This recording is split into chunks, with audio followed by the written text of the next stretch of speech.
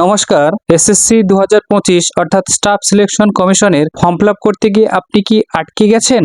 আধার face authentication বা live photo signature আপলোডে বারবার pending বা আপলোড এরর দেখাচ্ছে? চিন্তা করার কিছু নেই। এই ভিডিওতে আমি আপনাকে দেখাবো কিভাবে খুব সহজে মোবাইল দিয়ে এই দুটি ধাপ স্টেপ বাই স্টেপ কমপ্লিট করবেন।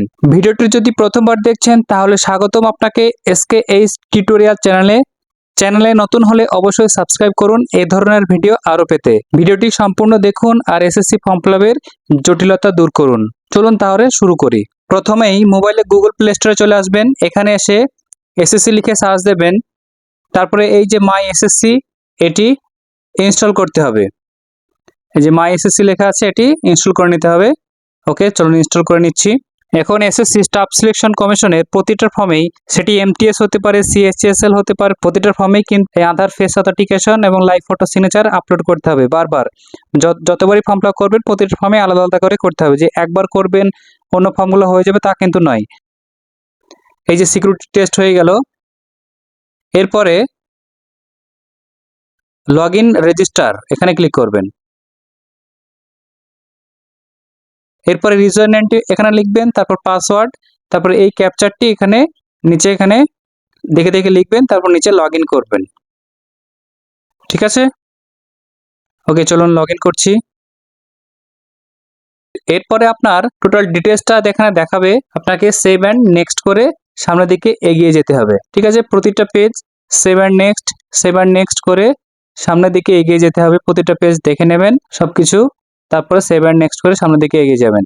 ওকে, তারপরে এই যে পেজটি এখানে আসলো, এখানে আপনাকে কি করতে হবে চলুন দেখাচ্ছি। Aadhaar authentication, face authentication, pending status, এখানে আপনার আসল কাজ। চলুন দেখাচ্ছি কি করতে হবে। আবার গুগল প্লে স্টোরে চলে আসবেন। গুগল প্লে স্টোরে এসে সার্চ দেবেন আধার ফেস আরডি, এটি লিখে। ঠিক আছে, তারপরে এই যে এই অ্যাপসটি ইনস্টল করে নিতে হবে, নাহলে কিন্তু ফর্মটি ফিল আপ করতে কখনোই পারবেন না। ঠিক আছে, এই অ্যাপসটি ইনস্টল করে নিলেই হয়ে যাবে। এটা ওপেন হবে না বা কোথাও আর দেখাবে না, এটি জাস্ট মোবাইলে ইনস্টল হয়ে যাবে। ঠিক আছে, তারপর এখানে সিকিউরিটি টেস্ট হবে। এই অ্যাপসটি ইনস্টল কমপ্লিট হয়ে গেল। এরপরে এখানে এসে যে আই এগ্রি আছে, এগ্রিতে এখানে ক্লিক করে দেবেন। তারপরে আধার ফেস অথেন্টিকেশন, এখানে ক্লিক করবেন। Face capture failed, improve light, এখানে এরর দেখাবে। এখানে একটা কথা বলে দিই, এখানে বারবার এরর দেখাবে যেন সামনে যে আপনার ফেসটা থাকবে সেখানে যেন অন্ধকার না থাকে, অনেক পরিমাণ লাইট থাকে, নাহলে কিন্তু ছবিটা হবে না। ছবিটা কাছ থেকে নেবেন এবং চোখটি বন্ধ করে খুলবেন, সঙ্গে সঙ্গে চোখটি বন্ধ করে দ্রুত গতিতে খুলবেন, নাহলে কিন্তু ছবিটি হবে না। এই যে এরকম ভাবে।